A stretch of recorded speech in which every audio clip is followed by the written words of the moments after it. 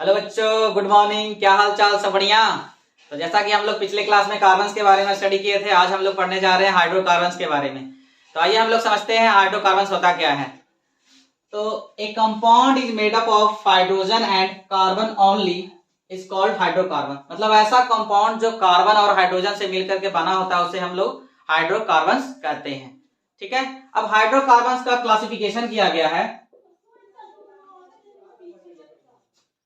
Hydrocarbon को हम लोग दो पार्ट में डिवाइड किए हैं। एक को हम लोग बोलते हैं सैचुरेटेड हाइड्रोकार्बन, सैचुरेटेड हाइड्रोकार्बन, और दूसरे को हम लोग बोलते हैं unsaturated hydrocarbon, unsaturated hydrocarbon. Saturated hydrocarbon में हम लोग एल्केन के बारे में स्टडी करेंगे, एल्केन। ठीक है। और एल्केन में हम लोग, एल्केन में कार्बन कार्बन के बीच जो होता है सिंगल बॉन्ड से कनेक्टेड होता है, इसलिए इसको हम लोग सैचुरेटेड हाइड्रोकार्बन बोलते हैं। तो इसका आईयूपीएसी नेम लिखने के लिए सबसे पहले तो हम लोग को रूट वर्ड पता होना चाहिए। तो हम लोग जानते हैं कि रूट वर्ड के बारे में। रूट वर्ड, तो अगर कार्बन हमारा एक है, कार्बन अगर 1 है तो इसको हम लोग बोलते हैं मेथ, मेथ। अगर 2 कार्बन है तो इसको हम लोग बोलते हैं एथ, 3 है तो प्रो, 4 है तो ब्यूट, 5 है तो पेंट, 6 कार्बन है तो हेक्स, 7 कार्बन है तो हेप्ट, 8 कार्बन है ओक्ट, 9 कार्बन है तो नॉन, और 10 कार्बन है तो डेक। तो आईयूपीएसी नेम लिखने के लिए हमको रूट वर्ड पता होना चाहिए। अब हम लोग समझते हैं कि एल्केन का जनरल फार्मूला क्या होता है। General formula of alkene. तो एल्केन का जनरल फार्मूला होता है CnH2n+2। ये हमारा हो गया एल्केन का जनरल फार्मूला। अब इसमें हम लोग सबसे पहला एल्केन ग्रुप का सबसे पहला मेंबर हम लोग लिखेंगे तो मेथेन। सबसे पहला मेंबर हमारा आता है मेथेन, मेथेन। और मेथेन का फार्मूला क्या हो जाएगा, तो देखिए यहाँ पर n का वैल्यू हम लोग क्या बताए हैं कि n का वैल्यू अगर 1 लिखते हैं तो इसको हम लोग मेथ बोलते हैं। तो यहाँ पर हम लोग पुट करते हैं n का वैल्यू, तो n का वैल्यू अगर हम लोग 1 पुट करते हैं तो C1 हो जाएगा, और n का वैल्यू यहाँ पर पुट करेंगे तो 2 × 1 2 हो जाएगा, और +2 कितना हो गया 4। यानी कार्बन 1 होगा और हाइड्रोजन हमारा कितना होगा 4। यानी मेथेन का हमारा जो फार्मूला हो जाएगा CH4। अब इसका हम लोग स्ट्रक्चर बनाते हैं, स्ट्रक्चर। तो सबसे पहले देखिए यहाँ पर कि कार्बन से जो है हाइड्रोजन कितना अटैच है 4 कार्बन।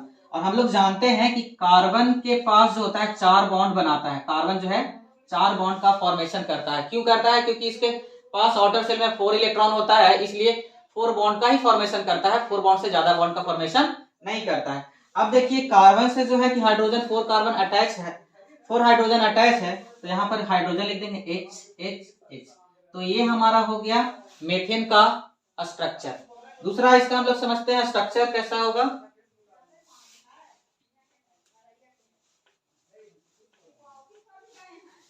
दूसरा हमारा हो जाएगा एथेन। एथेन का क्या स्ट्रक्चर होगा? एथेन का सबसे पहले तो हम लोग फार्मूला लिखेंगे, उसके बाद स्ट्रक्चर बताएंगे। तो एथ के लिए हम लोग देखिए एन का वैल्यू कितना पुट करेंगे, 2 पुट करेंगे। तो हम लोग तो अभी जाने हैं कि अल्केन का जो फार्मूला होता है CnH2n+2 होता है। अब n का वैल्यू हम लोग कितना पुट करेंगे, तो 2 पुट करेंगे। तो यहाँ पर हम लोग पुट करते हैं तो क्या हो जाएगा C2। अब 2 दूना 4, 4 और 2 6, यानी हाइड्रोजन कितना हो जाएगा 6। अब देखिए यहाँ पर बताया कि 2 कार्बन है, तो सबसे पहले क्या कीजिए कि 2 कार्बन है तो 2 कार्बन को हम लोग पहले लिख देंगे।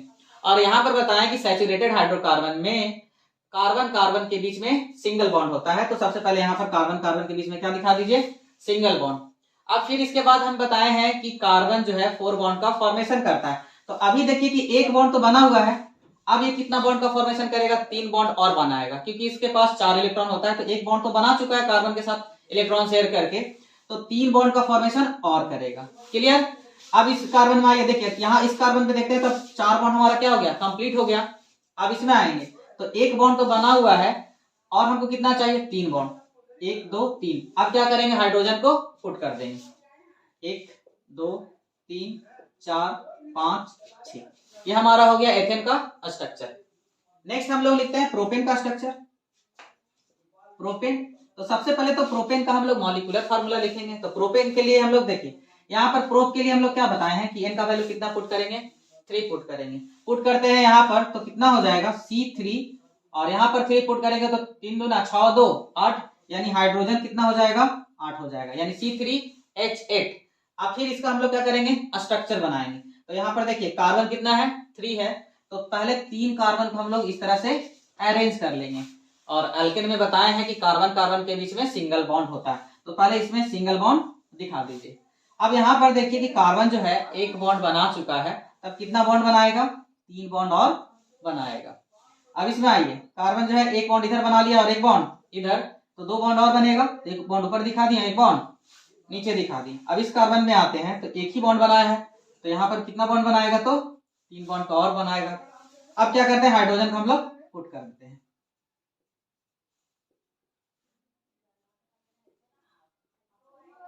तो ये हमारा हो गया प्रोपेन का स्ट्रक्चर। उसी तरह से हम लोग बढ़ते जाएंगे, ब्यूटेन, पेंटेन, हेक्सेन, हेप्टेन, इस तरह से हम लोग बढ़ते जाएंगे। तो इस तरह से हमारा अल्केन ग्रुप का लिखने का तरीका हम लोग समझें। अब हम लोग नेक्स्ट समझते हैं अनसैचुरेटेड हाइड्रोकार्बन के बारे में।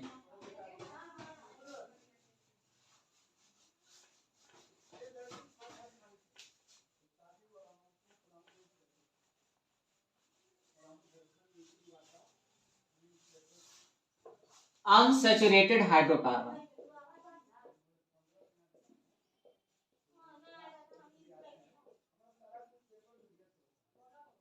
अनसैचुरेटेड हाइड्रोकार्बन में हम लोग को 2 पढ़ना होगा, एक एल्किन, एल्किन और दूसरा एल्काइन, एल्किन और दूसरा एल्काइन।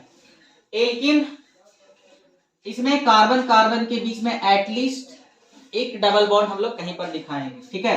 तो इसमें जो होता है कि अनसैचुरेटेड में कार्बन कार्बन के बीच में डबल या ट्रिपल बॉन्ड होता है, तब हम लोग उसको बोलते हैं अनसैचुरेटेड हाइड्रोकार्बन।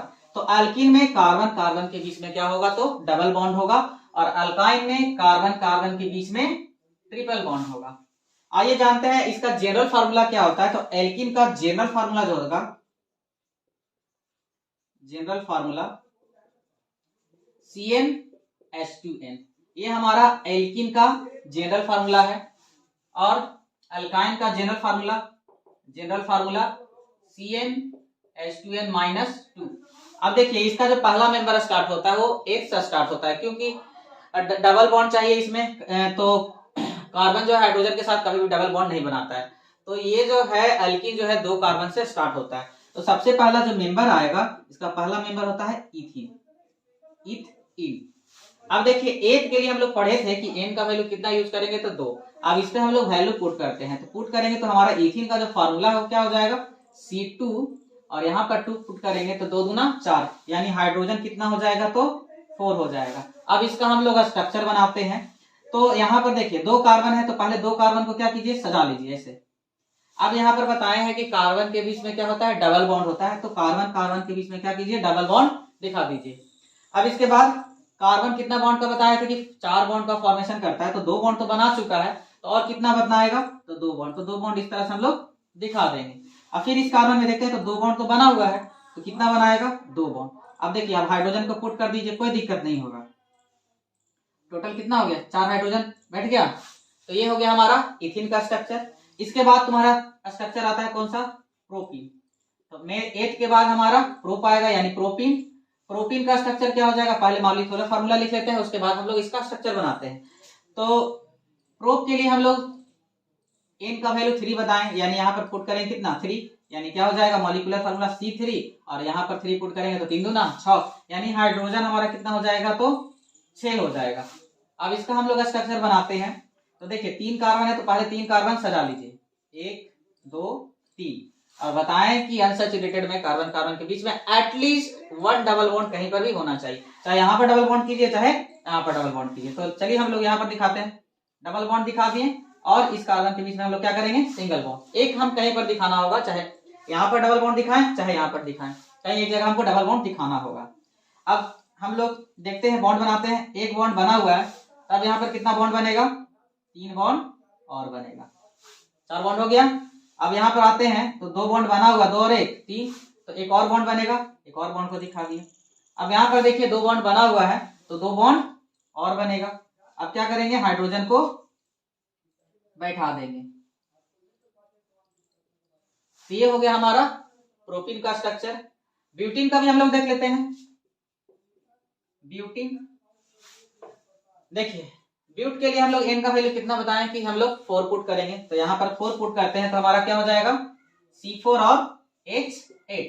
अब इसका स्ट्रक्चर हम लोग बनाते हैं तो कार्बन जो है 4 है, तो 4 कार्बन को पहले हम लोग क्या करेंगे, सजा लिए। अब यहाँ पर बताएं कि कार्बन कार्बन के बीच में क्या होता है, डबल बॉन्ड, तो डबल बॉन्ड दिखा देंगे। बाकी सभी कार्बन के पास क्या दिखाएंगे, सिंगल बॉन्ड दिखाएंगे। अब देखिए यहाँ पर एक बॉन्ड बन चुका है तो यहाँ पर कितना बॉन्ड बनेगा, 3 बॉन्ड, टोटल 4 हो गया। अब इस कार्बन में आते हैं तो 2 बना हुआ है तो 2 बॉन्ड और बनेगा। इस कार्बन में 2 और 1 3 बना है तो एक और बनेगा, और इस कार्बन में 2 बना है तो कितना बनेगा, 2 और बनेगा। अब हाइड्रोजन क्या करेंगे, हम लोग पुट कर देंगे। तो 1 2 3 4 5 6 7 8, टोटल कितना हो गया, 8 हाइड्रोजन हो गया। तो ये हमारा ब्यूटीन का स्ट्रक्चर हो गया। तो ये हम लोग सीख लिए एल्कीन का किस तरह से लिखेंगे। तो इसके बाद हम लोग बढ़ते जाएंगे, ब्यूटीन, पेंटीन, हेक्सीन, हेप्टीन, इस तरह से बढ़ते जाएंगे। तो कोई दिक्कत नहीं है, बस ये अगर इस तरह से हम लोग को बॉन्ड बैठाना आ गया तो स्ट्रक्चर बनाने में कोई दिक्कत नहीं होगा। अब इसके बाद हम लोग पढ़ते हैं अल्काइन के बारे में।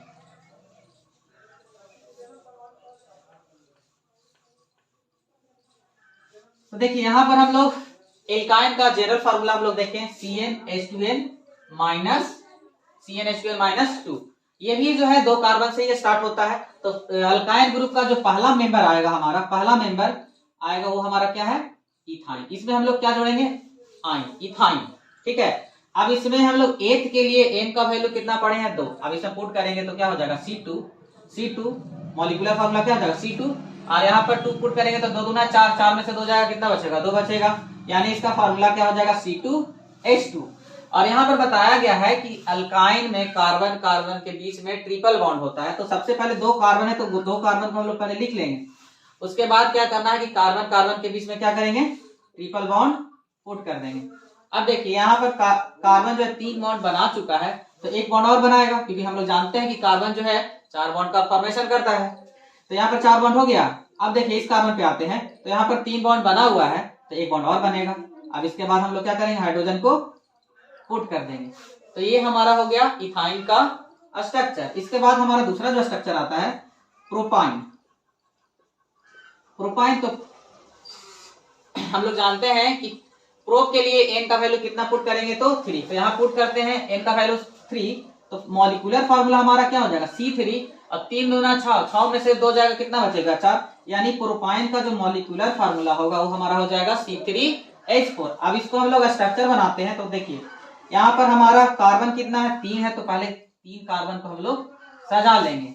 अब यहाँ पर भी क्या करना है, सेम उसी तरह से इथाइन की तरह ही करना है कि एटलीस्ट एक कार्बन कार्बन के बीच में हमको ट्रिपल बॉन्ड दिखाना है। तो यहाँ पर हम लोग क्या कर रहे हैं, कार्बन कार्बन के बीच में ट्रिपल बॉन्ड दिखा दिए, और बाकी जो भी कार्बन होगा उसके बीच में क्या करेंगे, सिंगल बॉन्ड ही दिखाएंगे। अब देखिए यहाँ पर 1 बॉन्ड बना हुआ है तो यहाँ पर कितना बॉन्ड बनेगा, तो 3 बॉन्ड बनाएगा।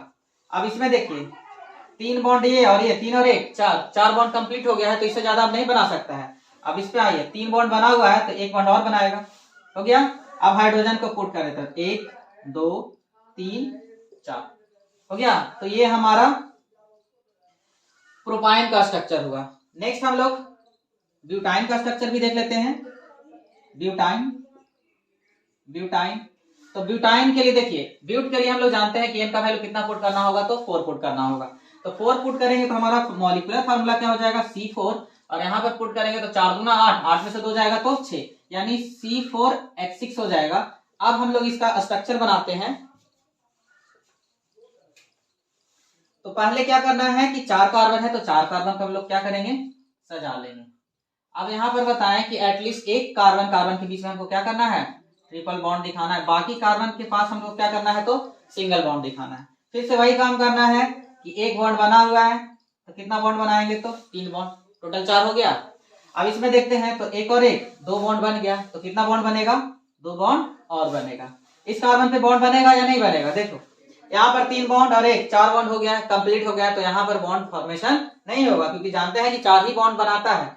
अब इसमें आते हैं तो 3 बना हुआ है, तो कितना बॉन्ड बनेगा, एक और बॉन्ड बनेगा। अब क्या करते हैं हम लोग, हाइड्रोजन को पुट कर देते हैं।